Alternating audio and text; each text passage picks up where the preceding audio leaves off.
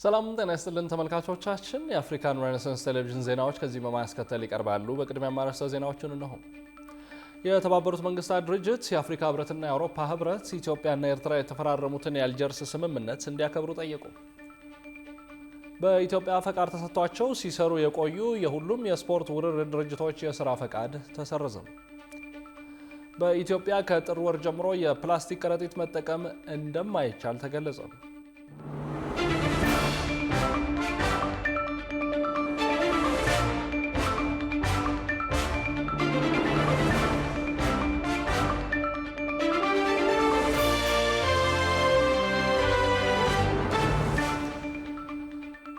ውድ ተመልካቾቻችን በእያላችሁበት የዓለም ጥግ ሰላምታችን ይድረስ። ይህ የአፍሪካን ሬኔሳንስ ቴሌቪዥን የዜና ሰዓት ነው። የተመራረጡ ዜናዎቻችንን ወደ እናንተ እናደርሳለን። አብራችሁን እንድትሆኑ የምጋብዛችሁ ደግሞ የአብስራ ገዛኝ ነው። ወደ ቀዳሚ ጉዳያችን ስናልፍ የተባበሩት መንግስታት ድርጅት የአፍሪካ ህብረትና የአውሮፓ ህብረት ኢትዮጵያና ኤርትራ የተፈራረሙትን የአልጀርስ ስምምነት እንዲያከብሩ ጠየቁ። ኢትዮጵያ የተለያዩ የመንግስት ባለስልጣናት በበኩላቸው ከሰሞኑ በህጋዊ መንገድ አልመጣም ስላሉት የኤርትራ ህጋዊነትና ስለ አሰብ የተለያዩ ሀሳቦችን ሲሰጡ ቆይተዋል። ዝርዝሩ ጽዮን ላይኩን ታቀርበዋለች።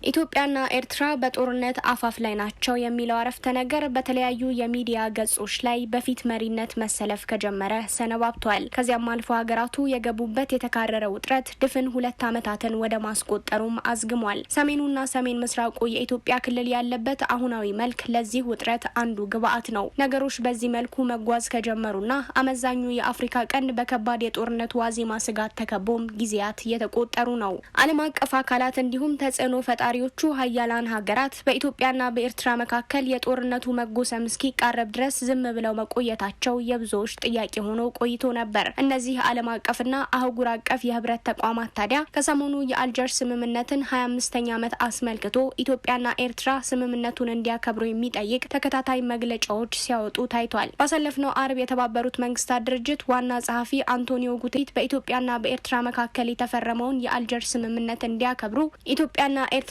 ካሳሰቡ በኋላ የተለያዩ አህጉራዊ የህብረት ተቋማት ወይንም አፍሪካ ህብረትና የአውሮፓ ህብረት ተመሳሳይ ይዘት ያላቸው መግለጫዎች በተከታታይ ቀናት ሰጥተዋል። የሁሉም መግለጫዎች ይዘት የሚያተኩረው በኢትዮጵያና በኤርትራ መካከል ያለው ውጥረት እየተባባሰ ስለመሆኑና ሁለቱም ሀገራት የአልጀርሱን ስምምነት እንዲያከብሩ የሚያዝ ነው። ኢትዮጵያ ለሀገራቱ ተከታታይ መግለጫዎች እስካሁን በይፋ ምንም አይነት ምላሽ ባትሰጥም የኢትዮጵያ መንግስት ባለስልጣናት ባሳለፍናቸው ሳምንታት የተናገሯቸው ንግግሮች ግን የኢትዮጵያን አቋም የሚያንጸባርቁ ተደርገው እየተቆጠሩ ይገኛሉ። ለአብነትም የቀድሞ የመከላከያ ከፍተኛ አመራርና የአሁኑ በኬንያ የኢትዮጵያ ኤምባሲ ባለሙሉ ስልጣን አምባሳደር የሆኑት ጀነራል ባጫ ደበሌ ከሰሞኑ አሰብ ቀርቶ ኤርትራ የተገነጠለችበት መንገድ ራሱ የህጋዊነት ጥያቄ እንዳለው መግለጻቸው የሚታወስ ነው።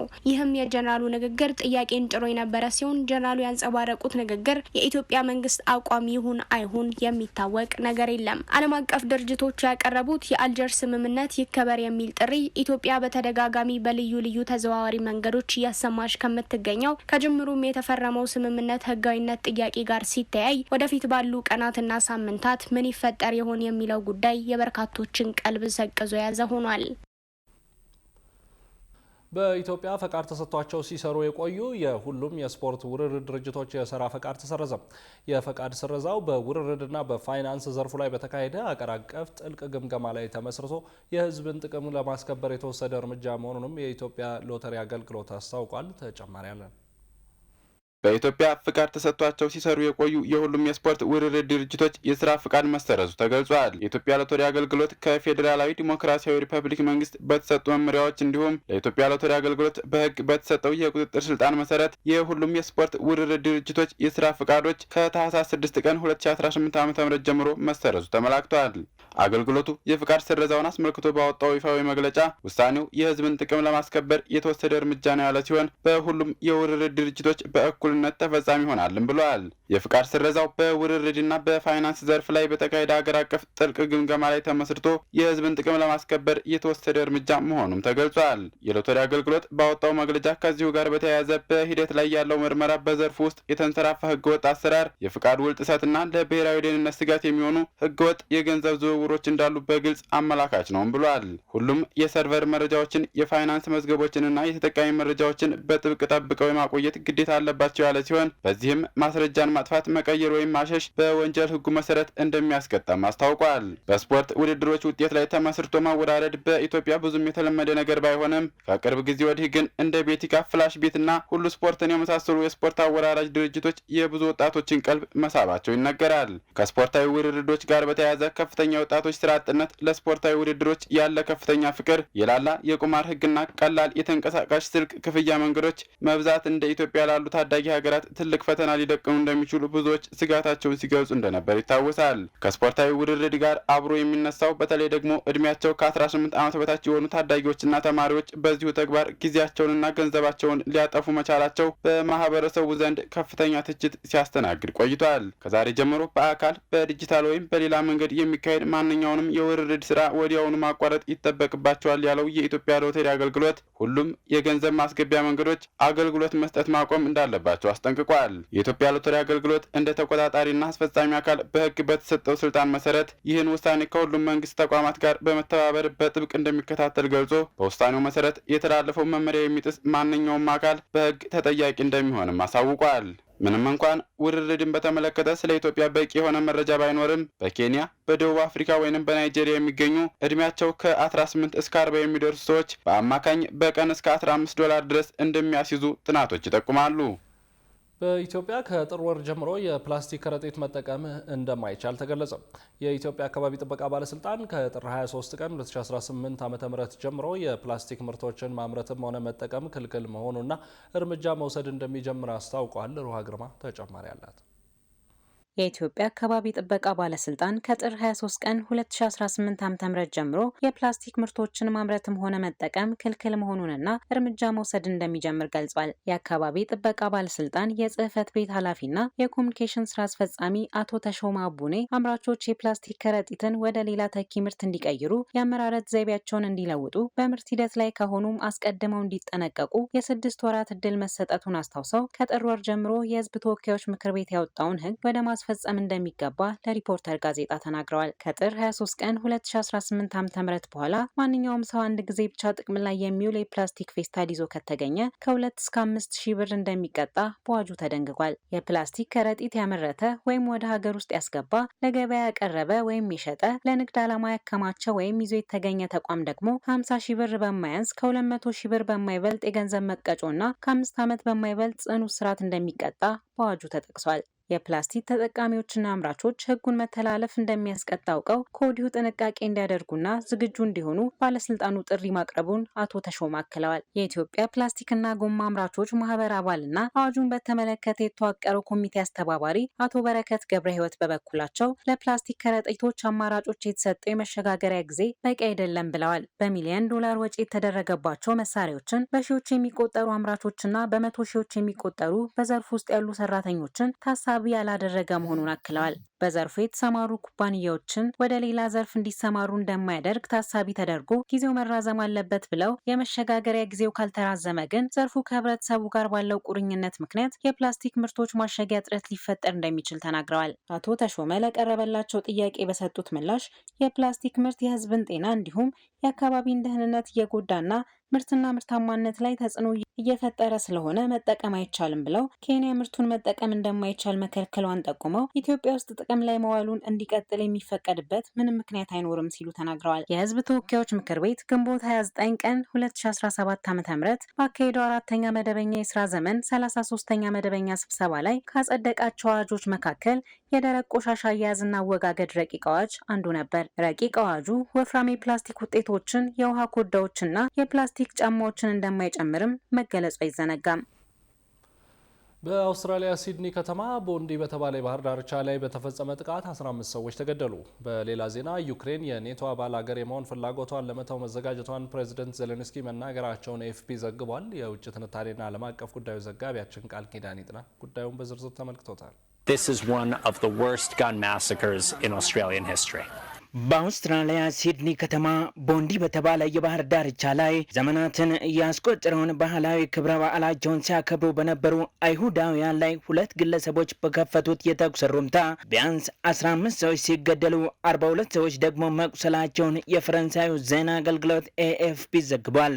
ከጥቃቱ ፈጻሚዎች አንዱ በፖሊስ ወዲያው ሲገደል፣ ሌላው ቆስሎ በቁጥጥር ስር መዋሉ የተነገረ ሲሆን ሁለቱ ጥቃት ፈጻሚዎች አባትና ልጅ መሆናቸውንም የአውስትራሊያ ባለስልጣናት ይፋ አድርገዋል። የዓይን እማኞችን ጠቅሶ ኤኤፍፒ እንደዘገበው ከ1000 በላይ የሚሆኑ አይሁዳውያን ቦንዲ በተባለው የባህር ዳርቻ ተሰባስበው ጥንታዊ ፌስቲቫላቸውን በሚያከብሩበት ሰዓት ሁለቱ የታጠቁ ግለሰቦች በታዳሚያኑ ላይ የተኩስ ሩምታ ሊከፍቱ ችለዋል። በአውስትራሊያ ቴሌቪዥንና በማህበራዊ የመገናኛ ዘዴዎች ላይ የተሰራጩ ተንቀሳቃሽ ምስሎች እንዳመለከቱት ጥቃት ፈጻሚዎቹ የተኩስ ሩምታውን ሲከፍቱ የበዓሉ ታዳሚዎች ነፍሳቸውን ለማትረፍ በጩኸት እግራቸው ወደ አመራቸው ሲሯሯጡ ተስተውለዋል። በጥቃቱ ይህ ዜና እስከተጠናቀረበት ጊዜ ድረስ 15 አይሁዳውያን ሲሞቱ 42 ደግሞ ቆስለዋል። ከቆሰሉት መካከል 2 የፖሊስ አባላት ይገኙበታል ሲልም ኤኤፍፒ ዘግቧል። የአውስትራሊያ ፖሊስ ከአንደኛው ጥቃት አድራሽ መኪና ተቀጣጣይ ፈንጂዎች ማግኘቱንም አስታውቋል። ድርጊቱንም የሽብር ጥቃት ብሎ የገለጸ ሲሆን ምርመራውን አጠናክሮ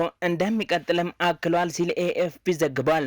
የአውስትራሊያው ጠቅላይ ሚኒስትር አንቶኒ አልባኒስ ለሟቾች ቤተሰቦች መጽናናትን በመመኘት ዛሬ በቦንዲ የባህር ዳርቻ የተፈጸመው ክፉ ድርጊት ለማሰብ የሚከብድ ነው ሲሉ ገልጸውታል። ጅምላ የመሳሪያ ጥቃት ያልተለመደ በሆነባት አውስትራሊያ የተፈጸመውን ድርጊት የተለያዩ ሀገራት መሪዎች በየፊናቸው እያወገዙት ሲሆን የአውስትራሊያው ጠቅላይ ሚኒስትር አንቶኒ አልባኒዝም ጥቃቱን ተከትሎ አገራቸው ጠንካራ የመሳሪያ ቁጥጥር እንደምታወጣ አስታውቀዋል። ፖሊስ የአይሁድ ማህበረሰብ ላይ የተቃጣ የሽብር ድርጊት ባለው ጥቃት ወቅት ከአንዱ ጥቃት አድራሽ ታግሎ መሳሪያ የነጠቀው ግለሰብ የብዙዎችን ትኩረት የሳበ ሲሆን ሁኔታውን በተንቀሳቃሽ ምስል የተከታተሉ ሁሉ ይህ ሰው ማን ነው ሲሉ መጠየቃቸውን ኤኤፍፒን ጨምሮ በርካታ መገናኛ ብዙሃን በዘገባቸው ተቀባብለውታል።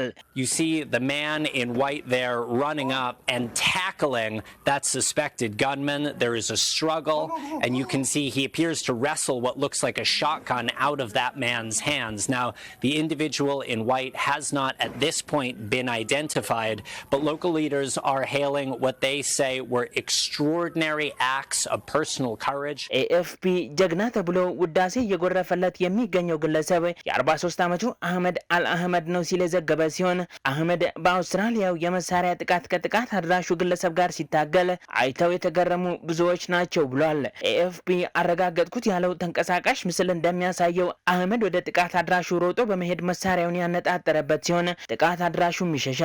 ይሁንና የፍራፍሬ ሱቅ በመክፈት የሚተዳደረውና የሁለት ልጆች አባት የሆነው አህመድ እጁና ክርኑ ላይ በጥይት መመታቱ የተገለጸ ሲሆን የሕክምና እርዳታ እያገኘ እንደሆነ ቤተሰቦቹ ለሰበን ኒውስ አውስትራሊያ ተናግረዋል ሲል የዘገበው አጃንስ ፍራንስ ፕሬስ ነው። Ukraine is under fire on the battlefield and under pressure at the negotiating table. በሌላ ዜና ዩክሬን የኔቶ አባል ሀገር የመሆን ፍላጎቷን ለመተው መዘጋጀቷን ፕሬዝዳንት ዜሌንስኪ ተናገሩ ሲል ኤኤፍፒ ዘግቧል። የዩክሬኑ ፕሬዝዳንት ቮሎዲሚር ዜሌንስኪ ሀገራቸው ከምዕራባውያኑ የጸጥታ ዋስትና ከተገባላት የሰሜን አትላንቲክ የጦር ቃል ኪዳን ድርጅት ኔቶን የመቀላቀል ጥያቄዋን ለመተው ዝግጁ መሆኗን ተናግረዋል። ይህንን ተከትሎ ምናልባትም 4 ዓመት የዘለቀውን ጦርነት የሚያበርድ ሞትና ስደቱንም ሆነ ውድመት ኪሳራውን የሚቀንስ ነገር በቅርቡ ሊታይ ይችላል የሚል የተስፋ ጭላንጭል መፈንጠ ቁን ኤኤፍፒ ዘግቧል። በጀርመን ዋና ከተማ በርሊን ከአሜሪካ ልዩ ልዑካንና ከአውሮፓ መሪዎች ጋር ውይይት ከመደረጉ በፊት ፕሬዝዳንት ዜሌንስኪ ባደረጉት ንግግር የኔቶ አባልነትን ለመተው ዝግጁ ነኝ ቢሉም ሩሲያ ጦርነቱን ለማስቆም ካስቀመጠቻቸው ቅድመ ሁኔታዎች አንዱ የሆነውን ግዛት አሳልፎ የመስጠት ሀሳብን ግን አሁንም ቢሆን በጭራሽ እንደማይቀበሉት ተናግረዋል።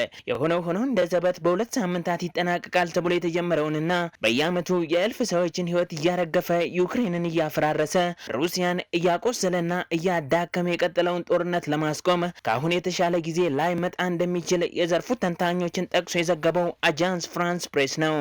With a firm handshake, German Chancellor Friedrich Merz welcomed President Zelensky on Sunday, spearheading European efforts to support Ukraine's position as Washington pressures. በዲጂታል ማጭበርበር ኢትዮጵያ 1.3 ቢሊዮን ብር በላይ ኪሳራ ደርሶባታል ተባለ። ይህ ከፍተኛ ኪሳራ የደረሰው ከ60 በመቶ በላይ የሚሆነው የሕዝብ የሞባይል ገንዘብ የክፍያ አገልግሎቶችን በማይጠቀምበትም ጭምር መሆኑን ጉዳዩን አሳሳቢ ያደርገዋል ተብሏል። ብዙነህ እንዳለ ዝርዝር አለው። በኢትዮጵያ በዲጂታል ማጭበርበር 1.3 ቢሊዮን ብር ኪሳራ መድረሱን የሳይበር ጥቃት ሙከራዎችም በ115 በመቶ ማደጋቸውን የኢትዮጵያ ብሔራዊ ባንክ ይፋ ያደረገው የሀገራዊ ዲጂታል ክፍያዎች ረቂቅ የስትራቴጂ ሰነድ አመላክቷል። ረቂቅ ስትራቴጂው እንደ አውሮፓውያን አቆጣጠር ከ2026 ጀምሮ ለ5 ዓመታት እንዲያገለግል የተቀረጸ ሲሆን በአሁኑ ወቅት በሀገሪቱ 135.9 ሚሊዮን የዲጂታል ክፍያ መፈጸም የሚያስችሉ የተመዘገቡ የሂሳብ አካውንቶች ቢኖሩም 15 በመቶ ብቻ ጥቅም ላይ እንደሚውሉ እንዲሁም እንደ አውሮፓውያን አቆጣጠር በ2024 ብቻ የሀገሪቱ የዲጂታል ፋይናንስ ሲስተም በማጭበርበር ወንጀሎች የ1.3 ቢሊዮን ብር ኪሳራ ማስተናገዱን በስትራቴጂክ ሰነዱ ተመላክቷል። በዚሁ ዓመት የመጀመሪያ አጋማሽ ብቻ 4623 የሳይበር ጥቃት ሙከራዎች መደረጋቸውን ጠቅሶ ይህም ከቀደሙት ዓመታት ጋር ሲነጻጸር የ115 በመቶ ጭማሪ ማሳየቱን ገልጿል። የብሔራዊ ባንክ የ5 ዓመት የዲጂታል ክፍያዎች ረቂቅ ስትራቴጂ ሰነድ በመንግስት የዲጂታል ክፍያ ሲስተሞች ውስጥ ወጥ ያልሆነ አሰራር መኖሩን፣ የክፍያ ስርዓቱ በነጋዴዎች ዘንድ ያለው ተቀባይነት ዝቅ ያለ መሆኑንና በገጠርና በከተማዎች ዘንድ ጥቅም ላይ የሚውልበት ምጣኔም የ24 በመቶ ልዩነት እንዳለው ያሳያል።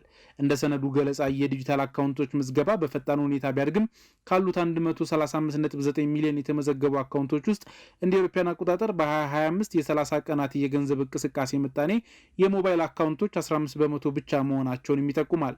ይህንን ችግር ለመፍታት ተጠቃሚዎች ወደ ተቋሚ ተጠቃሚነት ለማሸጋገር የደንበኞችን ፍላጎት ከፍ ከሚያደርጉ ዋጋ ያላቸው ስትራቴጂዎች በአፋጣኝ መዘርጋት እንደሚያስፈልግም ይገልጻል። የብሔራዊ ባንክ ረቂቅ ስትራቴጂ ሰነድ በሀገሪቱ ሰፊ የሆነ የዲጂታልና የፋይናንስ ስርዓቶች አጠቃቀም እውቀት ማነስ የክፍያ ስርዓቱ በሚፈለገው መጠን ጥቅም ላይ እንዳይውል ዋነኛ እንቅፋት መሆኑን የሚያብራራ ሲሆን በዚህም ምክንያት በኢትዮጵያ ካሉት ሴቶች 66 በመቶ እንዲሁም ከወንዶች 60 በመቶ ያክል የሞባይል ገንዘብ የክፍያ አገልግሎቶች እንደማይጠቀሙ ጠቅሷል። ይህ ቁጥር ከሌሎች አፍሪካ ሀገሮች ጋር ሲነጻጸር በእጅጉ ከፍ ያለ መሆኑን ሲያስረዳ በናይጄሪያ 30 በመቶ ብቻ እንዲሁም በኬንያ ከ15 በመቶ በታች የሚሆነው ማህበረሰብ ብቻ የሞባይል አካውንታቸው የክፍያ አገልግሎት እንደማይጠቀም ገልጿል። የስትራቴጂክ ሰነዱ በኢትዮጵያ ያለው ይህ የዲጂታል የፋይናንስ እውቀት ክፍተት የሚንቀሳቀሰውን አካውንት ዝቅ እንዲል ከማድረጉም ባሻገር ዜጎች ለመጭበርበር ያላቸው ተጋላጭነት ከፍ እንዲልና በዲጂታል የክፍያ ስነ ስርዓት ምህዳር ወይም ኢኮሲስተም ላይ ያላቸውን አመኔታም እንዲሸረሸር ያደርገዋል ሲል ማብራሪያ ሰጥቶበታል። የብሔራዊ ባንክ ረቂቅ ሰነድ እንደ አውሮፓውያን አቆጣጠር በ2024 ብቻ የኢትዮጵያ ዲጂታል ፋይናንስ ሲስተም 1.3 ቢሊዮን ብር የሚሆን ገንዘብ በማጭበርበር በወንጀሎች ምክንያት ኪሳራ እንደደረሰበት ጠቅሶ ይህ መጠንም የሞባይል የኤሌክትሮኒክስ ክፍያዎች መስፋፋት ከጀመሩበት ጊዜ ጀምሮ የተመዘገበ ከፍተኛ መጠን መሆኑንም ጠቅሷል። ከነዚህ ኪሳራዎች ጎን ለጎን ረቂቅ ስትራቴጂው እንደ አውሮፓውያን አቆጣጠር በ2024 የመጀመሪያው አጋማሽ የተመዘገበውን 4623 የሳይበር ጥቃት ሙከራዎች ከቀደመው ዓመት አፈጻጸም ጋር ሲነጻጸር የ115 በመቶ ጭማሪ ማሳየቱንም የጠቆመ ሲሆን የጥቃት ሙከራዎቹ ምጣኔ በዚህ ደረጃ ከፍ ማለቱ የፋይናንስ ተቋማትን የዲጂታል ድረገጾች ወይም ፕላትፎርም የሳይበር ደህንነት በተመለከተ ከፍ ያለ ፈተና እየገጠማቸው መሆኑን አመላካች ነው ብሏል። ረቂቅ ሰነዱ እነዚህ የደህንነት ተግዳሮቶች ዕዳ ሊሆኑ የሚችሉ ክፍተቶችን ወይም ሊያቢሊቲን ለይተው ነቅሰው የሚያመለክቱ እንዲሁም ለተጭበረበሩ ተጎጂ ደንበኞች ካሳ የሚያገኙበትን አሰራር የሚዘረጋ ውስን የሆነ የህግ ማዕቀፍ ባለመኖሩ እየታገዙ ናቸው ሲል አብራራል። ረቂቅ ሰነዱ እንደ አውሮፓውያን አቆጣጠር በ2030 ዓመታዊ የዲጂታል ክፍያዎችን ለጥቅል ሀገራዊ ምርት ወይም ጂዲፒ ያላቸውን አስተዋጽኦ አሁን ካለበት 82 በመቶ ወደ 750 በመቶ የማደግ እቅድ ይዟል። እንደ ሰነዱ ማብራሪያ የዲጂታል ክፍያዎች እንዲስፋፉ ካደረጉት ዋነኛ ምክንያቶች መካከል አንዱ በአስገዳጅነት ጥቅም ላይ እንዲውሉ በመደረጉ እንደሆነ ጠቅሶ እንደ አውሮፓውያን አቆጣጠር ከነሐሴ 2024 እስከ ግንቦት 2025 ባለው ጊዜ ውስጥ ከ176 ቢሊዮን ብር በላይ የነዳጅ ግብይቶች በዲጂታል ክፍያዎች መከናወናቸውንም ጠቅሷል።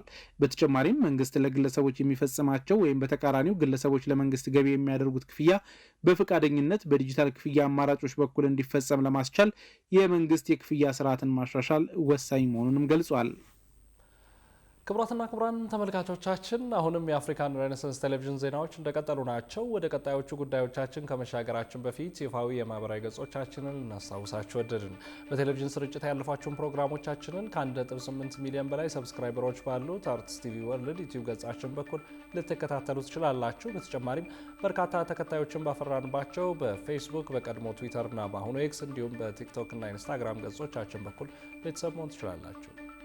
ከቆይታ በኋላ አንደኛው የኢትዮጵያ 10 ኪሎ ሜትር የጎዳና ላይ ሩጫ ውድድር በመቀለ ከተማ መካሄዱን ጨምሮ የተመራረጡ ስፖርታዊ መረጃዎችን ወደ እናንተ እናደርሳለን። ይጠብቁን። የዘምዘም ባንክ አጠቃላይ ሀብት ወደ 19.5 ቢሊዮን ብር ሲያድግ የተቀማጭ ገንዘቡን በ69 በመቶ መጨመሩ ተገለጸ። በኢትዮጵያ የባንክ ኢንዱስትሪ ውስጥ ሸሪያን መሰረት ያደረገውን አገልግሎት በፈርቀዳጅነት በማስጀመር የሚታወቀው ዘምዘም ባንክ አጠቃላይ ሀብቱ ወደ 19.5 ቢሊዮን ብር ማደጉን የባንኩ ባለአክሲዮኖች 5ኛ መደበኛና 4ኛ አስቸኳይ ጠቅላላ ጉባኤ ባካሄደበት ወቅት ተገልጿል። ከታክስ በፊት 1.23 ቢሊዮን ብር በላይ ትርፍ በማስመዝገብ በታሪኩ ከፍተኛው ደረጃ ላይ መድረሱን የዘምዘም ባንክ የዳይሬክተሮች ቦርድ ሰብሳቢ ዶክተር ናስር ዲኖ ገልጸዋል። በትርፍ ረገድ ዘምዘም ባንክ ከታክስ በፊት አስደናቂ በሆነ መልኩ 1 ቢሊዮን 230 ሚሊዮን ብር ያስመዘገበ ሲሆን ይህ ካለፈው የበጀት ዓመት ሲነጻጸር የ731% ጭማሪ የታየበት ነው። በዓመቱ ከነበረው ጠቅላላ ወጪ ብር 965 ሚሊዮን ጋር ሲነጻጸር ብር 2.2 ቢሊዮን የደረሰውን የባንኩ ገቢ ከጠንካራ ገቢ እድገት ጎን ለጎን አግባብተን ያለው ጥብቅ የሆነ የወጪ ቆጣቢ አስተዳደርና አሰራር መከተሉን ያሳየ ነበር። የተከፈለ ካፒታሉን ከ5 ቢሊዮን ብር በላይ በማድረስ ብሔራዊ ባንክ ያስቀመጠውን የካፒታል ገደብ ከቀነ ገደቡ አስቀድሞ በማሟላት ለመጀመሪያ ጊዜ የትርፍ ክፍፍል ለመስጠት የሚያስችለው ምዕራፍ መሻገሩንም ጠቁመዋል። አክለው ሰብሳቢው ባለፈው የሂሳብ ዓመት የኢትዮጵያ ካፒታል ገበያ ሕግ በሚጠይቀው መሰረት አክሲዮኖች የመዋለ ንዋዮች ባለስልጣን ማስመዝገብ መቻሉንም ገልጸዋል። ባለፈው የሂሳብ ዓመት ላይ የኢትዮጵያ ካፒታል ገበያ ሕግ በሚጠይቀው መሰረት የባንኩን አክሲዮኖች በሙሉ የመዋለ ንዋዮች ገበያ ባለስልጣን ለማስመዝገብ የሚያስፈልጉ በርካታ መስፈርቶችን ለማሟላት የተደረገው መጠነ ሰፊ ስራ ስኬት ማጠናቀቅ በመቻሉ ባንካችን ሙሉ በሙሉ ከወለድ ነፃ ባንክ አገልግሎት ለመስጠት ከተቋቋሙት ባንኮች ውስጥ የመጀመሪያው ባንክ በመሆን በተሰጠው ቀን ጊዜ ገደብ ውስጥ ከባለስልጣኑ ዘንድ ለማስመዝገብ ተችሏል። የባንኩ የደንበኞች ቁጥር ካለፈው ዓመት ጋር ሲነጻጸር በ40 በመቶ ማደጉንና የዲጂታል ባንክ ተጠቃሚዎች ቁጥር በ73 በመቶ መጨመሩም በስብሰባው ላይ ተገልጿል።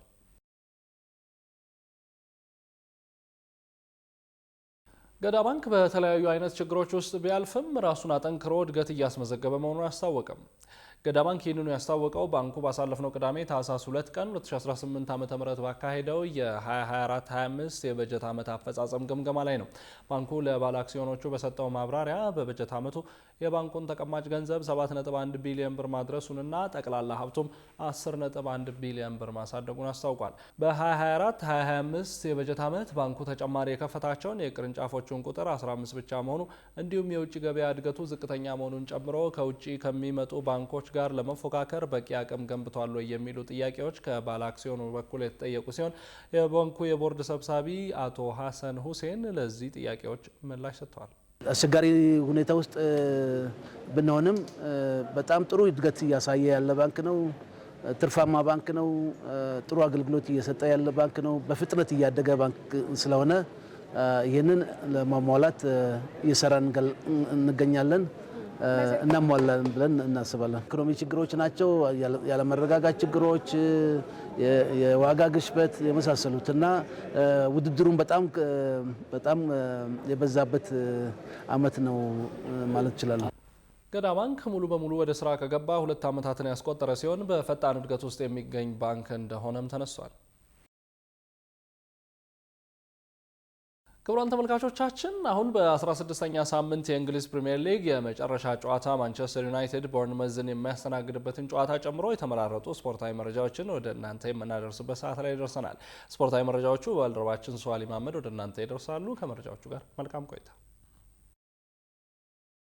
ከአፍሪካን ሬኔሳንስ ቴሌቪዥን የሰዓቱን ስፖርታዊ መረጃዎች ይዘን መጥተናል። መረጃዎቻችንን ከሀገር ውስጥ እናስቀድማለን። አንደኛው የኢትዮጵያ 10 ኪሎ ሜትር የጎዳና ላይ ሩጫ ውድድር በመቀሌ ከተማ በደማቅ መርሃ ግብር ሲከናወን ትግራይ ክልል በወንዶች አሸናፊ ሆኗል። በሮማናት አደባባይ በተደረገው አንደኛ የኢትዮጵያ 10 ኪሎ ሜትር የጎዳና ላይ ሩጫ ውድድር ከክልልና ከክለቦች የተውጣጡ ኤሊት አትሌቶች በውድድሩ ላይ የተሳተፉ ሲሆን ለአሸናፊዎቹ የሜዳሊያና የገንዘብ ሽልማት ተበርክቶላቸዋል።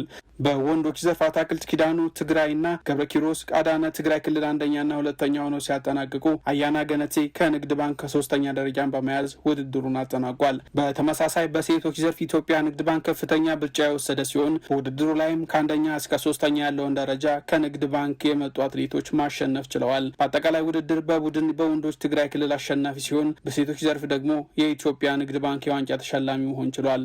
በመርሃ ግብሩ ላይ ከተገኙ ከፍተኛ የአትሌቲክስ ፌዴሬሽን ኃላፊዎች መካከል የኢትዮጵያ አትሌቲክስ ፌዴሬሽን የጽሕፈት ቤት ኃላፊ አመሲሳ ከበደ ውድድሩ በዚህ ሁኔታ መካሄዱ ተተኪ ስፖርተኞችን ከማፍራት ባለፈ ፖለቲካዊ፣ ማህበራዊና ኢኮኖሚያዊ ጥቅሙ የጎላ መሆኑን ተናግረዋል። ኃላፊው አክለውም እንደዚህ አይነት ውድድር በመቀለ ከተማ መካሄዱ በክልሉ ላሉት አትሌቶች፣ ክለቦችና ለከተማው መነቃቃትን የፈጠረና የስፖርት ማህበራትን ያሰባሰበ ከመሆኑ ባሻገር ማህበረሰቡን በማቀራረብ የከተሞች ኢኮኖሚያዊ እንቅስቃሴ ማነቃቃት የሚያሳድግ ነው ብለዋል።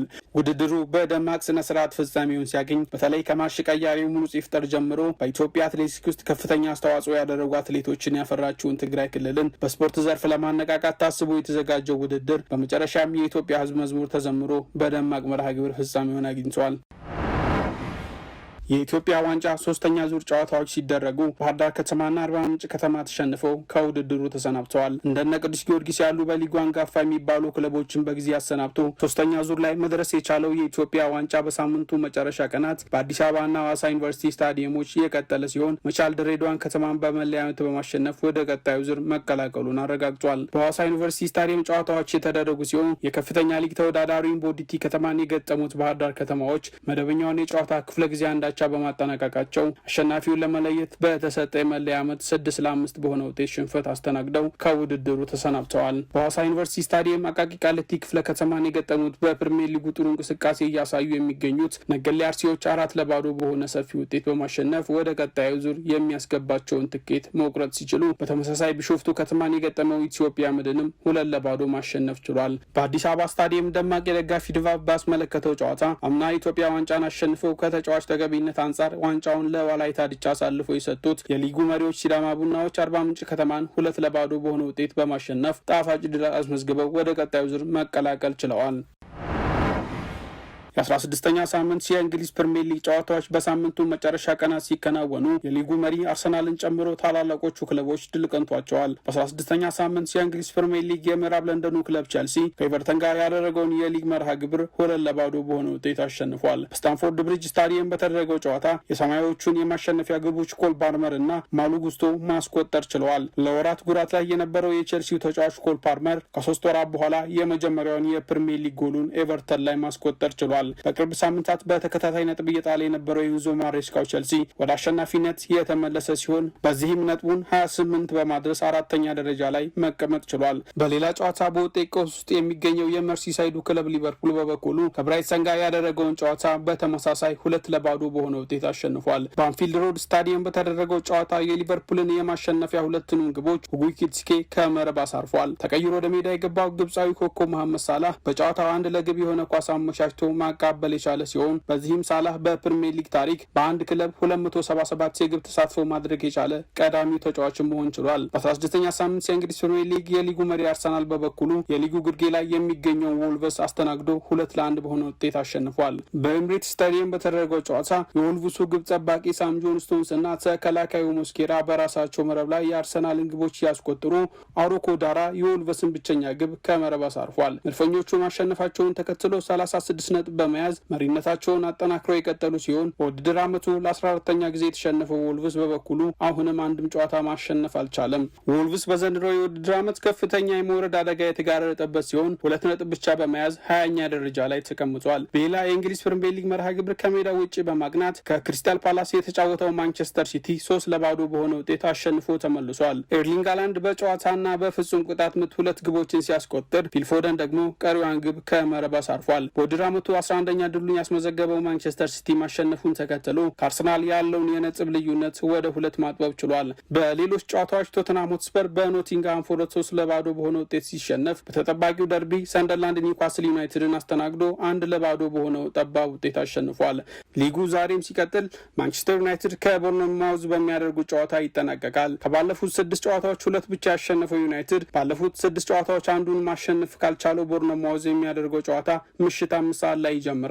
ዩናይትድ ከአንድ ዓመት በኋላ በሊጉ ለ2 ተከታታይ ሳምንት እስከ 6ኛ ደረጃ ውስጥ ለመቆየት የዛሬውን ጨዋታ ማሸነፍ ይጠበቅበታል። በምሽቱ ጨዋታ ማቴስ ዴሊክት እና ሃሪ ማጊዮር አሁንም በጉዳት የማይሰለፉ ተጫዋቾች ናቸው። የቤንጃሚን ሼሽኮ መሰለፍ እንዳልተረጋገጠ አሰልጣኙ ተናግረዋል። ማንቸስተር ዩናይትድ በሜዳው ከቦርንማውዝ ባደረጋቸው 2 ያለፉት የፕሪሚየር ሊግ ጨዋታዎች በሁለቱም ተሸንፏል። 16ኛ ሳምንት የእንግሊዝ ፕሪሚየር ሊግ ጨዋታዎች በሳምንቱ መጨረሻ ቀናት ሲከናወኑ የሊጉ መሪ አርሰናልን ጨምሮ ታላላቆቹ ክለቦች ድል ቀንቷቸዋል። በ16ኛ ሳምንት የእንግሊዝ ፕሪሚየር ሊግ ጨዋታዎች በሳምንቱ መጨረሻ ቀናት ሲከናወኑ የሊጉ መሪ አርሰናልን ጨምሮ ታላላቆቹ ክለቦች ድል ቀንቷቸዋል። በ16ኛ ሳምንት የእንግሊዝ ፕሪሚየር ሊግ ጨዋታዎች በሁለቱም ተሸንፏል። በህንድ ሊዮኔል ሜሲን በአግባቡ ሳናየው ተለየን ያሉ የሊዮኔል ሜሲ አድናቂዎች በስታዲየም የነበሩትን ወንበሮችና ጠርሙሶችን አውድመውና ዘርፈው መሄዳቸው እያነጋገረ ይገኛል። አርጀንቲናዊን ኮከብ ሊዮኔል ሜሲን ለማየት በህንድ ኮልካታ በሚገኘው ሳልት ሌክ ስታዲየም ቅዳሜ ዕለት የተሰበሰቡ የእግር ኳስ አፍቃሪዎች በበርካታ ባለስልጣኖችና በቡድን አጋሩ ሮድሪጎ ዲ ፓውል እንዲሁም ሉዊስ ሱዋሬዝ ታጅቦ ለደቂቃዎች ከታየ በኋላ በመግባቱ በስታዲየም ረብሻን ማስነሳታቸው ተገልጿል። ደጋፊዎቹ ሁከትን ያስነሱት ሜሲ ወደ ሜዳ በበርካታ ባለስልጣናትና ታዋቂ ሰዎች ታጅቦ የመጣ በመሆኑ እርሱም በበቂ ሁኔታ የማየት ዕድል አላገኘንም በሚል ሲሆን ደጋፊዎች ሜሲን ለደቂቃዎች ብቻ ለማየት $133 ያህል መክፈላቸውን ገልጸዋል። አርጀንቲናዊ የ8 ጊዜ የባላንዶር አሸናፊ ሊዮኔል ሜሲ ለ20 ደቂቃዎች ብቻ በሜዳው ላይ ከቆየ በኋላ ዙሪያውን በከበቡ ጠባቂዎች ወደ ውስጥ እንዲገባ መደረጉ ደጋፊዎችን አስቆጥቷል ተብሏል። ታዲያ በዚህ ድርጊት የተበሳጩት ደጋፊዎች በንዴት ሁከት ፈጥረው በስታዲየሙ የሚገኙትን እቃዎች ሲዘርፉ ታይተዋል። በተጨማሪም በስታዲየሙ የነበረ አንድ ደጋፊ የመጫወቻ ሜዳውን ቁራሽ ነቅሎ ተሸክሞ ይዞ ሲወጣ መታየቱ ከሰሞኑ በማህበራዊ ድረገጾች የብዙዎችን ትኩረት መሳብ ችሏል። ከጋዜጠኞች ጥያቄ የቀረበለት ደጋፊው እዚህ ለመግባት $100 ነው ያስከፈሉኝ፣ ገንዘቤን ከፍዬ ሊዮኔል ሜሲን መጨበጥ አይደለም ማየት እንኳን አልቻልኩም፣ ለዛ ማካካሻ እንዲሆነኝ እችን ነቅዬ እየወሰድክ ነው ሲል አስተያየቱን ሰጥቷል። በተጨማሪም የጉብኝቱ አዘጋጅ የነበሩት ግለሰብ እስር ቤት መግባታቸውን የአካባቢው ፖሊስ አስታውቋል። ፖሊስ ለሀገሪቱ መገናኛ ብዙኃን እንዳሳወቀው አዘጋጁን በማሰር የተፈጠረውን ክስተት በመመርመር ላይ እንደሚገኝ ገልጿል። የአካባቢ ፖሊስ ኃላፊ በሰጡት አስተያየት ሊዮኔል ሜሲን ለሚያክል ትልቅ ሰው ላደረጉት ደካማ አቀባበልና ዝግጅት ቅጣታቸውን ያገኛሉ ብለዋል። ውድ ተመልካቾቻችን የአፍሪካን ሬኔሳንስ ቴሌቪዥን የሰዓቱ ዜናዎች የተከታተላችሁትን ይመስሉ ነበር። ስለሰጣችሁን ጊዜ ከልብ እያመሰገንን ከዜናዎቹ ጋር የአብስራ ገዛኝ ቆይታ አድርጌያለሁ። ከቀሪ ጣቢያችን ዝግጅቶች ጋር መልካም ጊዜ ተመኘ።